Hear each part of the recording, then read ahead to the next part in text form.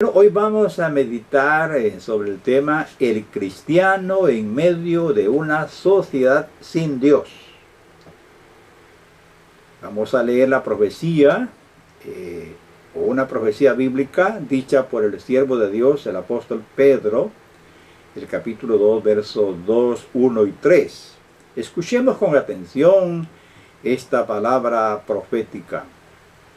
Lo leemos en el nombre del Padre, del Hijo y del Espíritu Santo.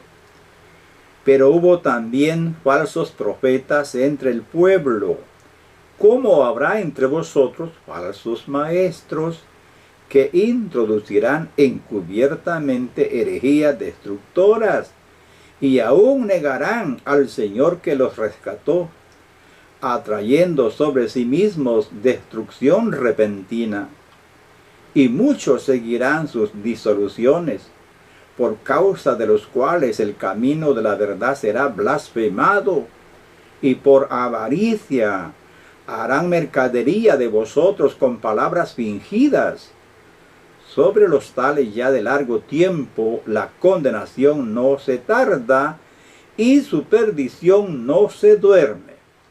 Aquí cerramos la cita del apóstol Pedro en su capítulo 2, verso 1 al 3. Los profetas de Dios hablaron por inspiración del Espíritu Santo. Como el mismo Pedro dice, ninguna profecía ha sido traída por voluntad humana, sino que los santos hombres de Dios hablaron siendo inspirados por el Espíritu Santo. Por esa razón, sus predicciones son acertadas. Siempre, dicen los santos hombres de Dios, ha habido falsos profetas y falsos maestros que se dedican a confundir y a extraviar a los que siguen el camino de la verdad. Así lo dice Pedro y también los demás profetas. Tanto en el Antiguo Testamento como en el Nuevo, siempre abundaron los falsos apóstoles y los falsos maestros. Pero hoy se han multiplicado y son más audaces, más atrevidos, pero la condenación, como dice el Espíritu Santo, está cerca. En estos últimos tiempos ha aumentado lo atrevido, como dije anteriormente, lo audaces, los perversos que se olvidan de Dios y no lo respetan y dicen cosas blasfemas abiertamente. Pero lo más peligroso no es los falsos profetas que se ven desde lejos, sino aquellos que se infiltran a la iglesia en forma sutil y desde adentro hacen daño. También estos se han multiplicado en nuestros tiempos. Esa es la causa de los tiempos oscuros que estamos viviendo y que se van a ir haciendo más oscuros y más difíciles a medida pase el tiempo. Hoy en día Dios nos está hablando a toda la humanidad en general, le está diciendo claramente que la gracia de Dios tiene límites. Nos está hablando con claridad el Señor que es el tiempo de arrepentirse. Estamos experimentando los seres humanos un dolor tras otro y no queremos entender. No queremos mirar hacia el cielo, es decir, hacia Dios y su palabra. Por ejemplo, los terremotos que están sucediendo demasiado rápido nos están diciendo algo. Lo que está sucediendo, como dije anteriormente, en Haití, debería servirnos de advertencia. Debemos entender que cuando el ser humano cruza la línea roja, paga caro las consecuencias. No se nos olvide esto. No solamente ver las cosas así nomás. Hay que examinarnos porque de un momento a otro el Señor va a sacudirnos para que nosotros reaccionemos. Pero lo más terrible es lo que pasa en el asunto espiritual. Esto es más terrible. ¿Por qué razón? Porque las calamidades, las pestes, los terremotos, pues sus consecuencias o consecuencias para el ser humano son físicas y a veces, claro, que causan hasta la muerte y mucha destrucción. Pero el problema espiritual es gravísimo porque las consecuencias del desacierto, la desorientación, la rebelión en contra de la orden divina en su palabra, las consecuencias son desastrosas. Por eso es que nosotros vemos los profetas de Dios que siempre nos advierten. Voy a repetir una vez más. La cuestión espiritual es más delicada que cualquier otra peste. La herejía, la rebelión en contra de lo escrito por Dios en su palabra es tan peligroso porque afecta para siempre a las personas. Hoy estamos experimentando un tiempo de guerra tremenda, tremenda guerra, un ataque frontal a la iglesia de Jesucristo, un ataque frontal a la verdad, a los principios bíblicos. Este es el tiempo que nos está tocando vivir a nosotros. Como Pedro nos advierte con las palabras que leímos, que así como hubo falsos profetas y falsos maestros en el Antiguo Testamento, también lo ha habido en la historia cristiana, pero hoy está aún peor. Y lo más triste, dice el apóstol Pedro, es que los falsos maestros arrastrarán a mucha gente. Eso dice el apóstol Pedro, y muchos seguirán sus falsas enseñanzas.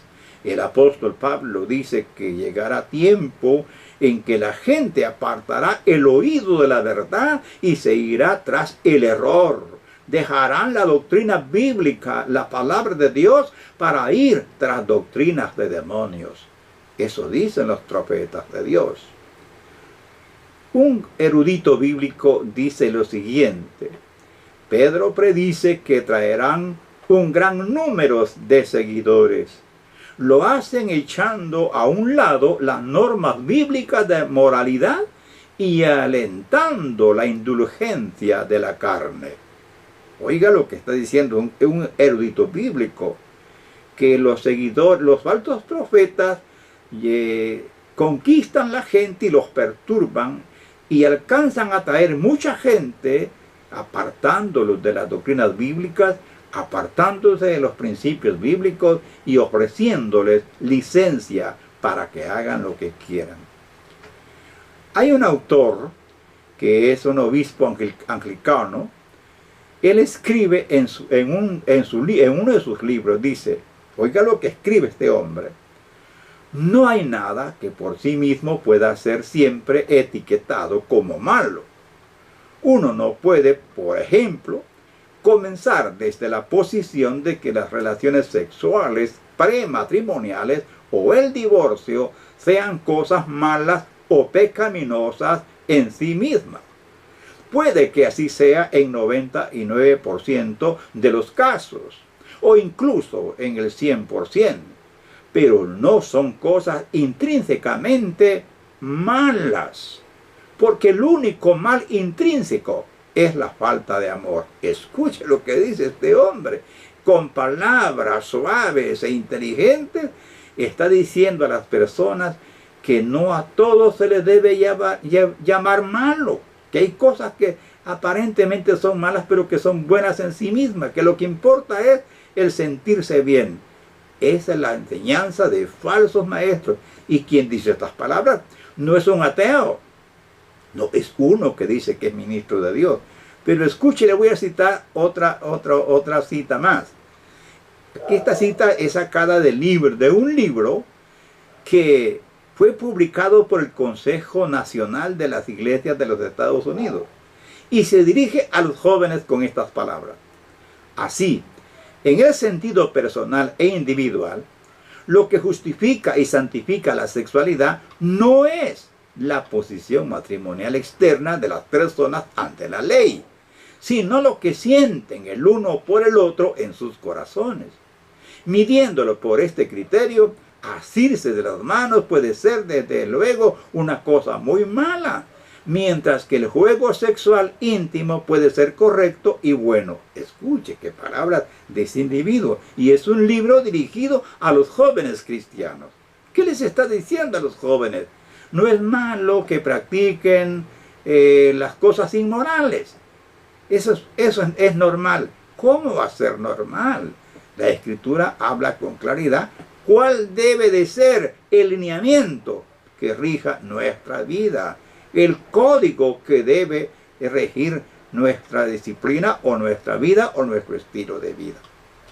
Como resultado de esta clase de conducta, enseñada y asimismo practicada por falsos maestros, dice el apóstol Pedro, el camino de la verdad queda denigrado. Los incrédulos adquieren un profundo menosprecio contra la fe.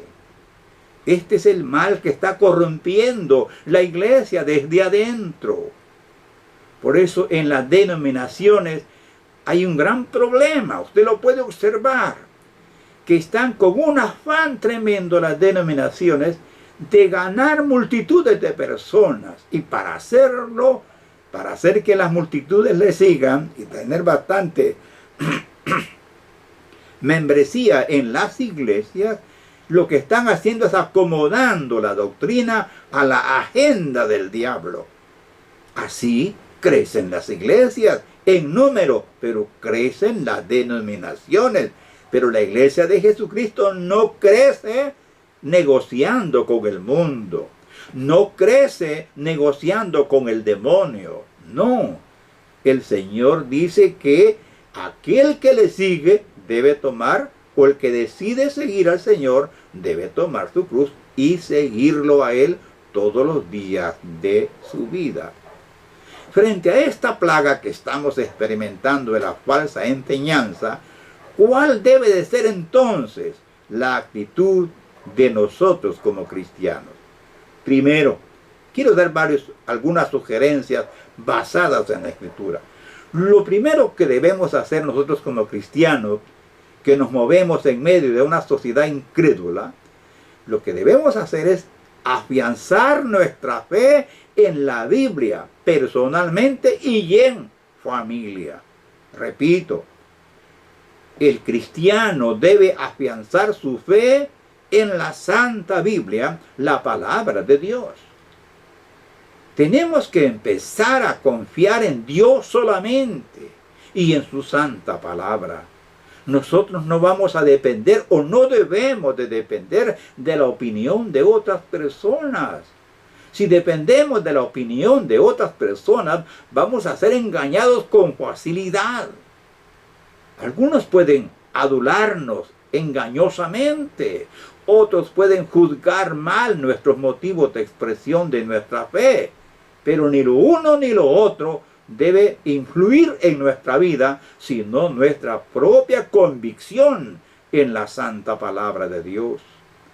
Nuestra fe debe de estar afianzada en lo que Dios dice y no en la opinión de los hombres.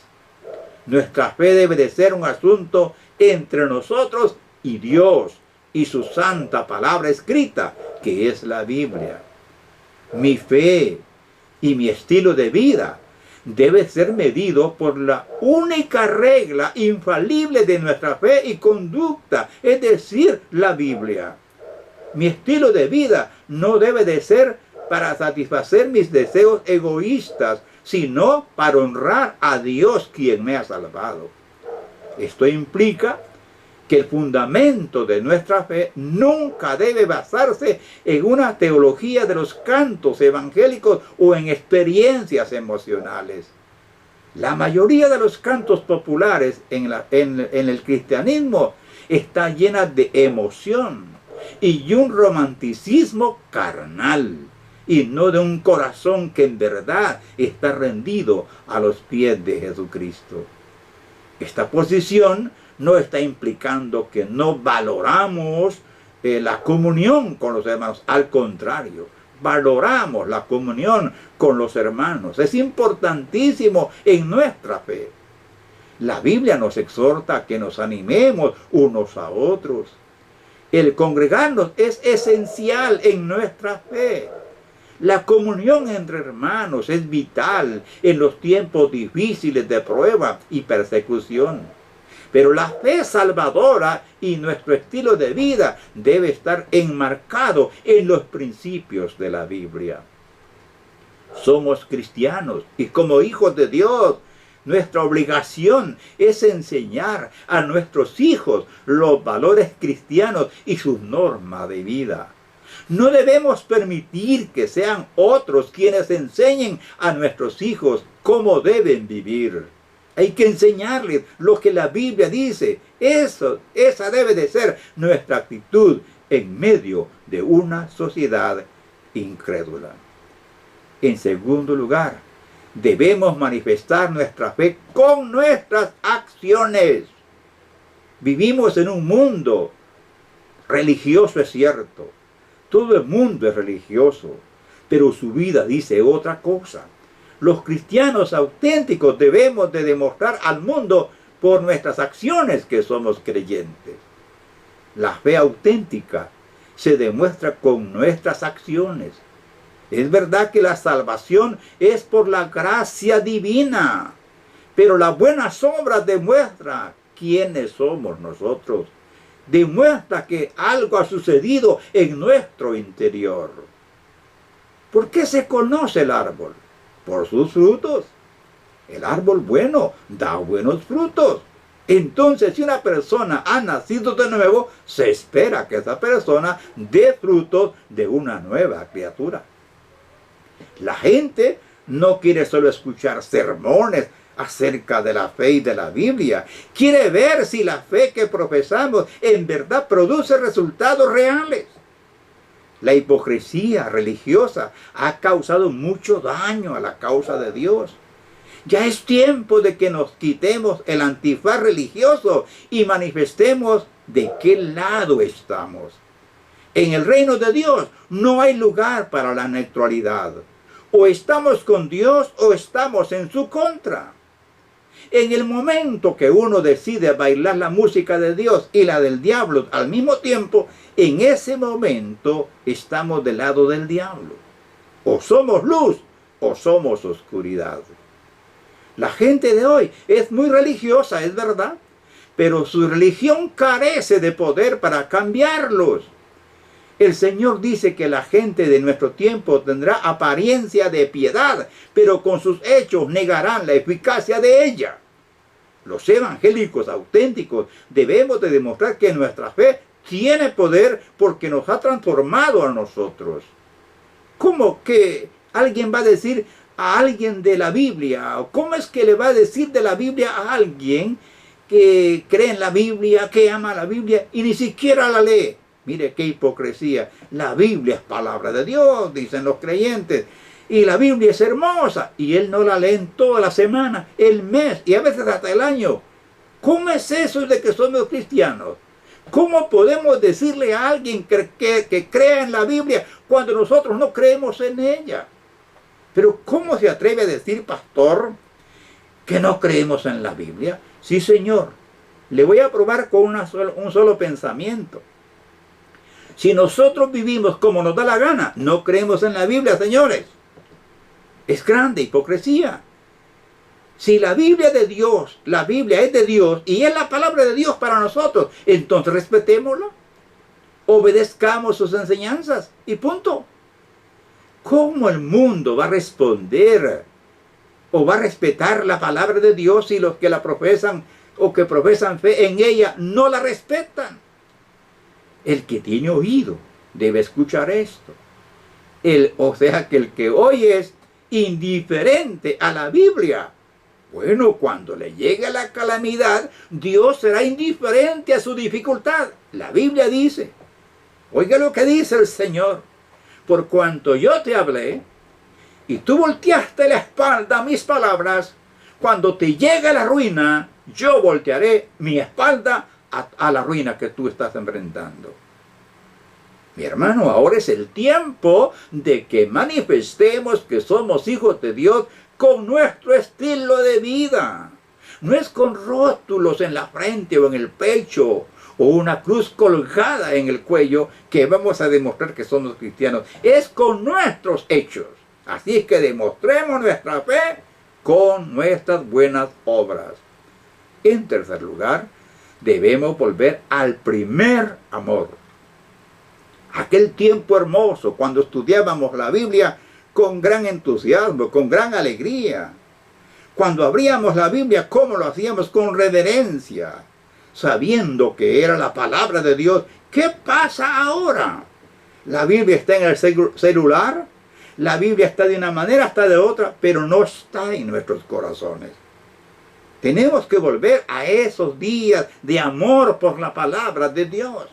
Aquel tiempo, cuando nos gozábamos ir a la casa de Dios y decíamos como el salmista, yo me alegré con los que me decían, a la casa del Señor iremos. No poníamos excusa. No inventábamos mentiras para justificar nuestra indiferencia de estar en la casa de Dios. Debemos volver, amados, a los tiempos cuando nos daba temor robarnos el diezmo. No diezmábamos por miedo, sino por amor y reconocimiento del señorío de Dios sobre nuestra vida y sobre nuestros bienes. ¿Qué me importa a mí lo que el diablo opine? El diablo es un mentiroso y padre de mentira. Cuando habla mentira, de lo suyo habla. Los hijos de Dios tratamos de agradar a Dios nuestro Padre, no al demonio ni a los impíos. Volvamos al primer amor. Volvamos a ese amor precioso. Hay que despertar antes que sea tarde. Jesús va a venir a llevar su iglesia y puede ser en cualquier momento. ¿Usted cree que se van a ir los indiferentes?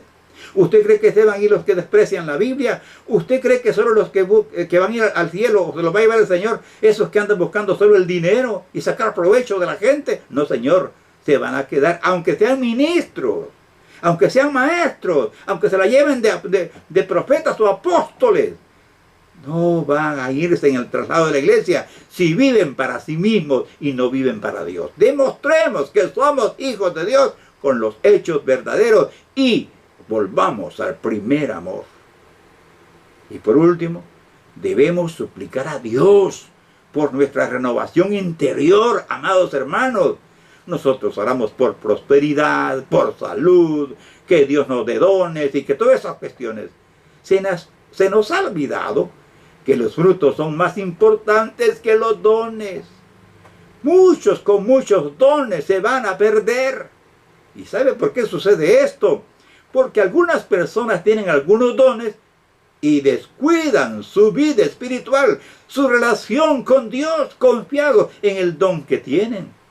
Otros se llenan de orgullo porque se les ha concedido algún don. Creen que los merecen esos dones que tienen, ignorando que son obras de Dios, no de los hombres. Es obra de la misericordia de Dios, es la gracia de Dios. El orgullo nos lleva al camino equivocado, convirtiéndonos nosotros en personas descarriladas y convirtiendo la bendición en una maldición por nuestra desobediencia. Debemos rogar como David: crea en mí un nuevo corazón y un espíritu noble me sustente. Sí, hermanos, los medios de comunicación y las redes sociales nos están llenando la mente de basura y nos vuelve ciegos, tercos y tontos. Esa basura nos hace sordos al llamado del Espíritu Santo. Debemos suplicar que el Señor nos purifique el corazón con el fuego del Espíritu Santo. Nuestro corazón es perverso y necesita ser purificado. Un corazón corrompido produce acciones corruptas. El mal del corazón del hombre es profundo y se necesita una intervención divina para curarlo. Solo Dios puede transformar la vida de un hombre. Solo el Señor puede transformar el corazón, puede purificar el corazón, quitar la inmundicia, la escoria del alma. Solo el fuego real del Espíritu Santo puede hacer eso. Solo el poder del Señor. El Señor ya lo ha dicho muy clarito. Aunque te laves con lejía y amontones jabón sobre ti, la mancha de tu pecado permanece delante de mí, ha dicho el Señor. Solo Dios puede cambiar el corazón del hombre. Debemos clamar al Señor que purifique nuestro corazón, que limpie nuestro interior. Tantas cosas que hay dentro de nosotros, odios, amarguras, envidias, ambiciones, egolatría, idolatría, avaricia, codicia. El Espíritu Santo es el único que puede purificarnos el alma. En conclusión, afiancemos nuestra fe personalmente en la Santa Biblia. Proclamemos nuestra fe con las buenas acciones. Volvamos al primer amor. Roguemos a Dios por una transformación interna del corazón. Imploremos al Dios vivo que nos purifique el corazón con el fuego del Espíritu Santo. Solo así entenderemos que la Iglesia de Jesús no es una denominación. Si las denominaciones se corrompen, los que son del cuerpo de Cristo deben mirar solo a Jesús y su palabra escrita, la Biblia. Cada quien dará cuenta de sí mismo a Dios. Un cristianismo comprometido con Dios y su palabra escrita hará la diferencia en medio de una sociedad sin Dios. Oremos. Padre, gracias por su palabra. Gracias por tu Espíritu. Gracias por la santa unción que nos da. Y gracias, Señor, por mis hermanos que están siempre orando por la obra. Bendice, Señor, a las personas que escuchen este mensaje. Señor, úsalo para tu gloria y para tu alabanza. Señor, que el Espíritu Santo avive nuestras vidas. Que el fuego del Espíritu Santo descienda sobre nosotros y nos purifique el alma, nos transforme y se mueva el poder divino manifestando a la gente incrédula que tú eres el mismo ayer, hoy y por los siglos. Amén. Que Dios le bendiga, amado hermano, y que la gracia del Señor le asista siempre. Hasta pronto.